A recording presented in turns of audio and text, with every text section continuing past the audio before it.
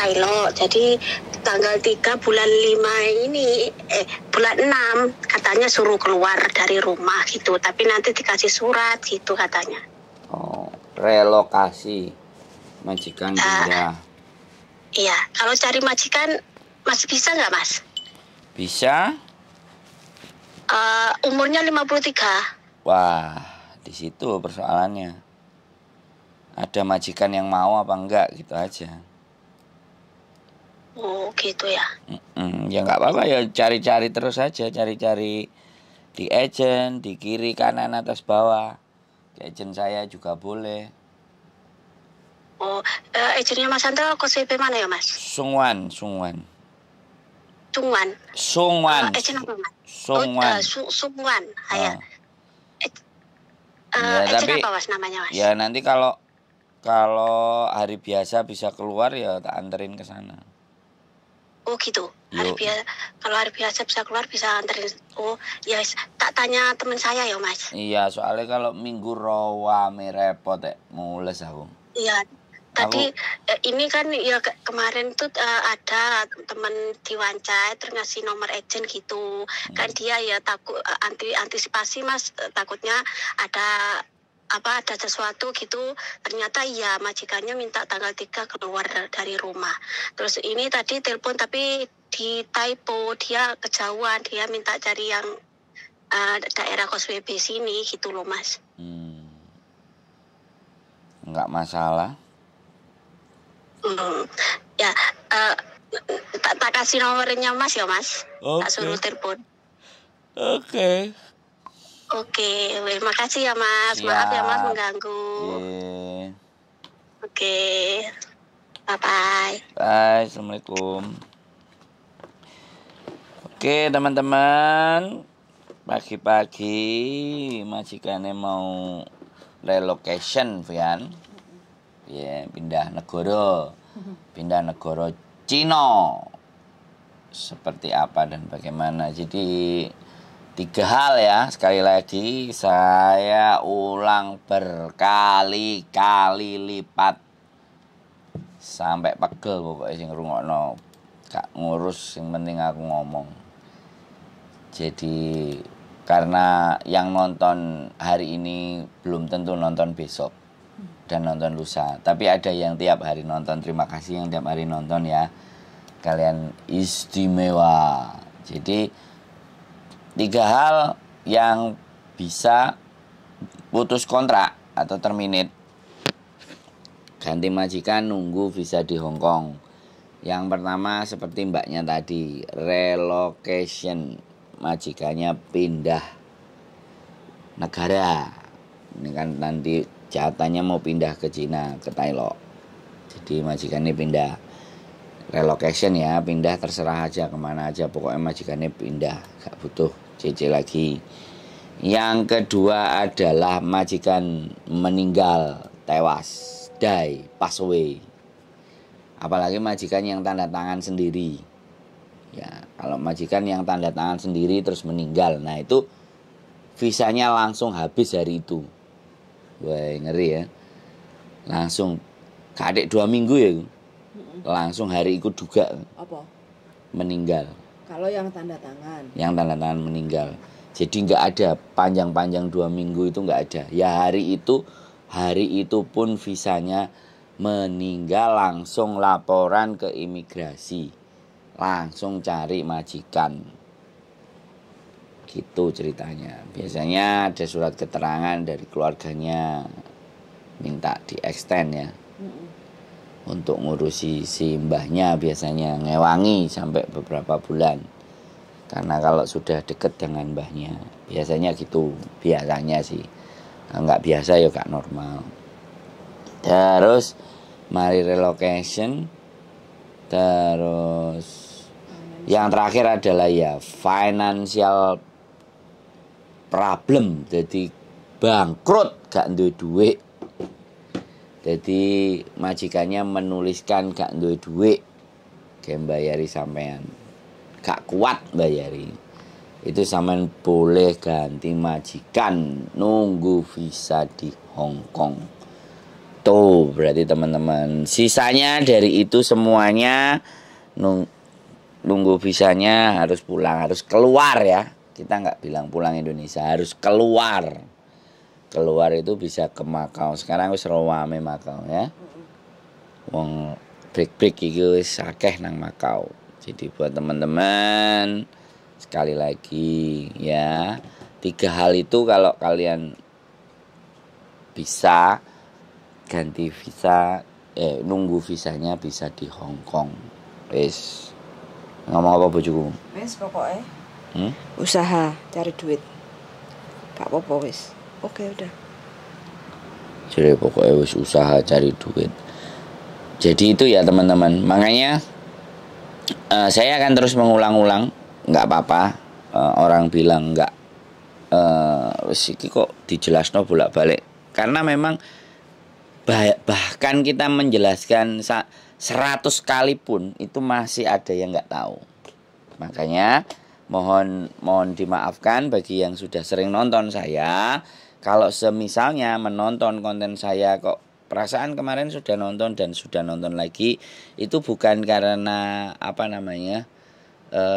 tidak ada bahan untuk konten. Biasanya persoalan itu sama, tapi anak yang telepon beda-beda.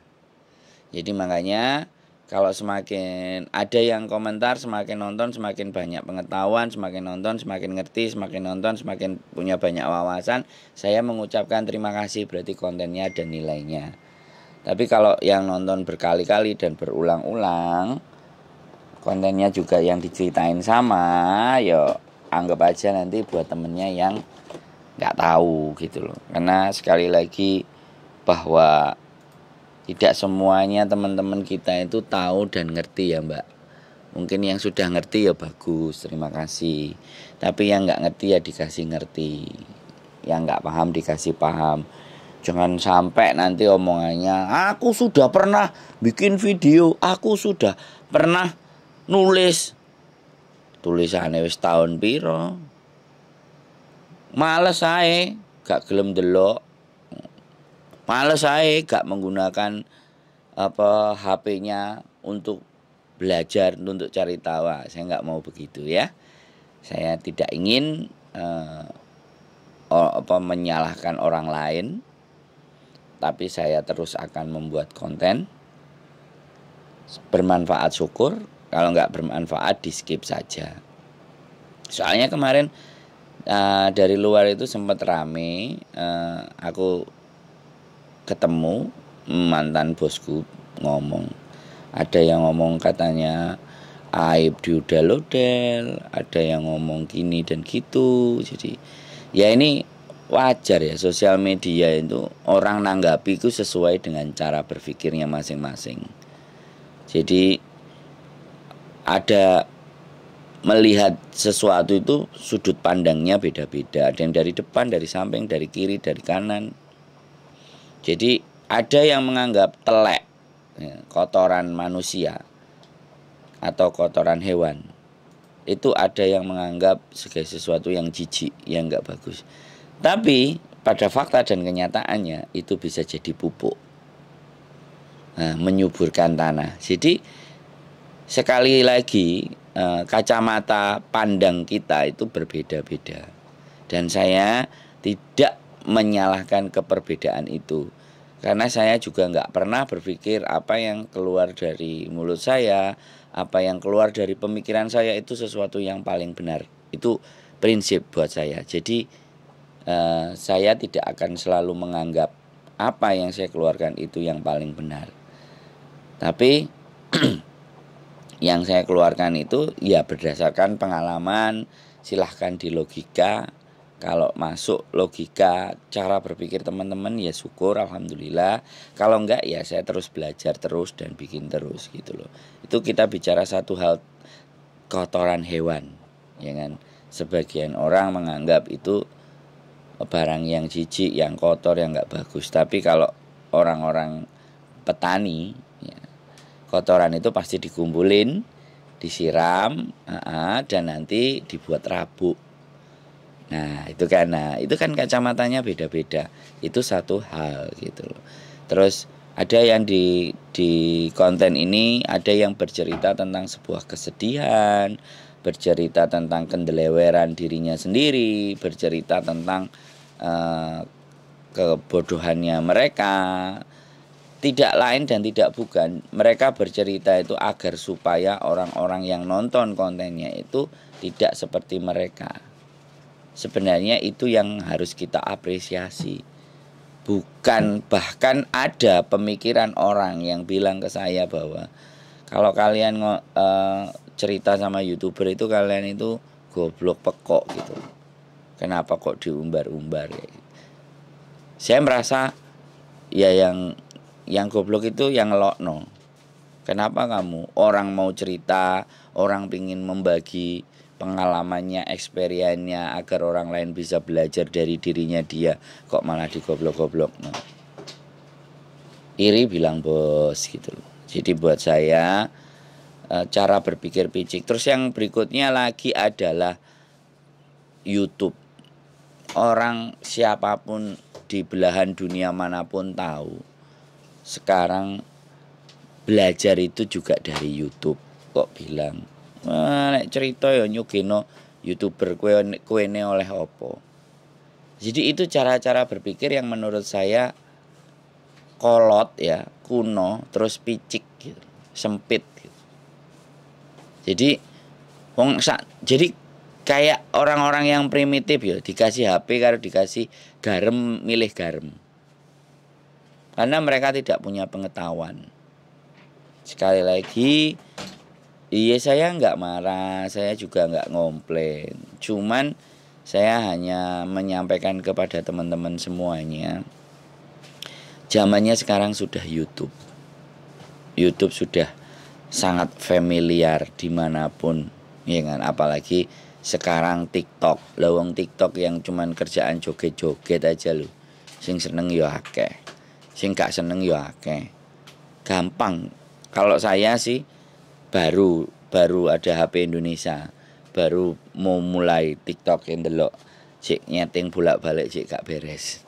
Nanti lama-lama saya juga akan main ke TikTok karena sekarang algoritma di seluruh dunia itu ternyata TikTok dan Reel.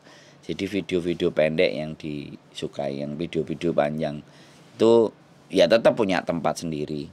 Ya contohnya gini aja lah. Makanan itu ada nasi goreng, ada lodeh, ada sayur asem. Nah, sosial media pun begitu. Informasi juga banyak. Tinggal teman-teman mau yang mana, yang gampang dicernanya, gampang dilogika, gampang dimengerti ya mudah. Tuh silahkan, semuanya punya kebebasan masing-masing. Yo salam aja yang buat di luar-luar sana yang gak suka sama YouTuber. Ya mohon dimaafkan ya. Kita YouTuber berjuang bikin konten. Kalian gak seneng, kalian gak suka, itu bebas dan hak kalian masing-masing. Yang jelas semakin kalian melarang, kontenku tambah tak akei.